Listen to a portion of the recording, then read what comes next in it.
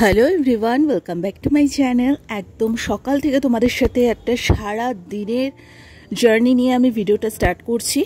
একদম সকালবেলা এখন মোটামুটি 8টা মতো বাজে। আমার সকালে যে পড়ানো থাকে, আমি পড়াতে বেরিয়ে গেছি। আমি সাধারণত কোনোদিনও ব্লগে আমি এইভাবে কোনোদিনও শ্যুট করিনি, বাট আজকে মনে হলো যে সারা দিনে যা জার্নি হবে সবটাই তোমাদের সাথে শেয়ার করবো।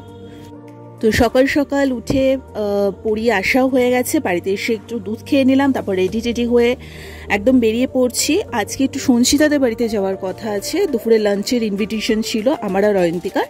তো অনেকদিন অয়ন্তিকা এখানে আসছিল না, তাই সঞ্চিতা বললো একদিন টাইম করে তোরা দুজনেই আয়, সবাই মিলে অনেকদিন আড্ডা গসিপ হয় না। তো খুব ভালো কথা, যেরকম বলা সেরকমই কাজ। এটা যে মাখা করে খাবো। হ্যাঁ ভালো আছে মা, তোমার কথা বলে মাঝে মাঝে। একবার যাবে আমাদের ওখানে কীর্তনের সময়।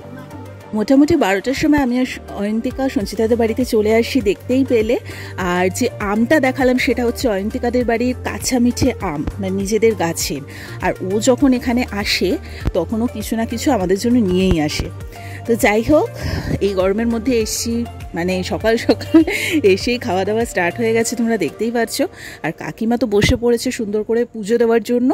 আমার তো ভীষণ ভালো লাগে ওদের ঠাকুর ঘরের এই স্পেসটা, আমার এত ভালো লাগে। স্পেশালি ওদের গোপালটা এত মিষ্টি।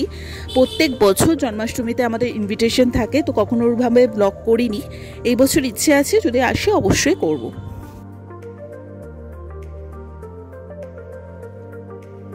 দেন আমরা দুপুরে লাঞ্চটা করতে বসে পড়ি।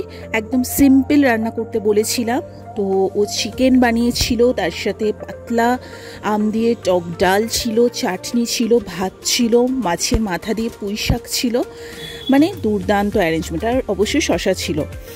তো আমাকে বলেছিল যে বিরিয়ানি বা অন্য কিছু হাবিজাবি বানাবে কিনা, বাট ট্রাস্ট মি, যা গরমটা পড়েছে তাতে মনে হয় একদম প্লেন এই ধরনের খাবার দাবার খেতেই বেশি ভালো লাগে।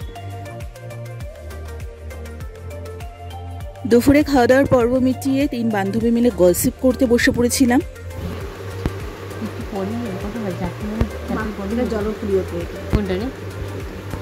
জনপ্রিয় যাই না, তোদের হাবড়ার না? শোনা ভালো ভালো না?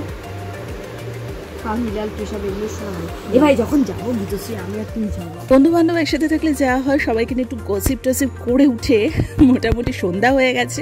তারপর যথারীতি আমরা রেডি ফেডি হয়ে নিচ্ছি। এখন একটুখানি স্টার মলে যাব।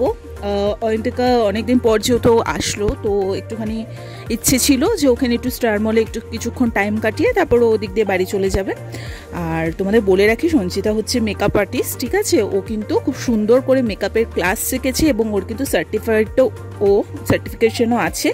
ওর খুবই ইচ্ছে যে সুন্দর একটা মেকআপ পার্লার খোলার, তার জন্য ওর প্রচুর মেকআপের হিউজ কালেকশন, সেটাই তোমাদের সাথে একটুখানি শেয়ার করলাম।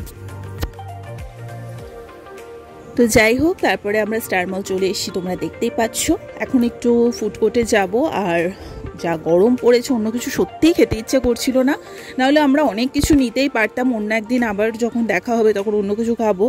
বাট ওই হেভি লাঞ্চটা করার পর সিরিয়াসলি আর কিছু ইচ্ছে করছিল না খেতে, তাই 2 ধরনের বাবল টি নেওয়া হয়েছে, সেটা একটু খেলাম। দীর্ঘ সময় ধরে প্রচুর চুটিয়ে আড্ডা মারলাম। আর যেহেতু অয়ন্তিকার বাড়িটা হাবড়া, অনেকটা দূর, তাই জন্য ওকে আর বেশিক্ষণ আটকে রাখিনি।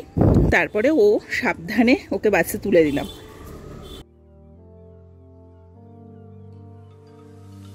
তোমরা অবশ্যই জানি ও কারা কারা বন্ধুরা একসাথে এরকম টাইম স্পেন্ড করতে পছন্দ করো। আদৌ তোমরা কখনো এরকমভাবে কোনো ফ্রেন্ডসের বাড়িতে গিয়ে হই হট্টগোল এনজয় করেছো কিনা অবশ্যই আমাকে জানিও। আমাদের এইটা মানে পুরো ম্যান্ডেটরি। আর কলেজ লেভেলে তো এটা ছিলই, যে কোনো প্রজেক্টের জন্য আমরা সবসময় সঞ্চিতাদের বাড়িতে গ্যাদারিং করতাম এবং ছুটি এনজয় করতাম আমরা। তো অয়ন্তিকা চলে গেল যথারীতি। আর স্টার মলের একদম অপোজিটে একটা লেন্স কার্ট রয়েছে। আমার একটা সানগ্লাস কেনারও কথা ছিল, তো 3টে সানগ্লাস নিলাম, 2টো সঞ্চিতা কিনলো, একটা আমি কিনলাম। তারপর ওখান থেকে বেরিয়ে একটু ফুচকা মন করছিল, তো একটু ফুচকা খেলাম। তারপরে সবাই সবার বাড়ি। আজকে ইচ্ছে হলো যে একদম সকালে আমি পড়াতে যাওয়ার থেকে শুরু করে পুরো রাত পর্যন্ত একটু ছোট্ট ভিডিও করা, তাই তোমাদের সাথে শেয়ার করলাম।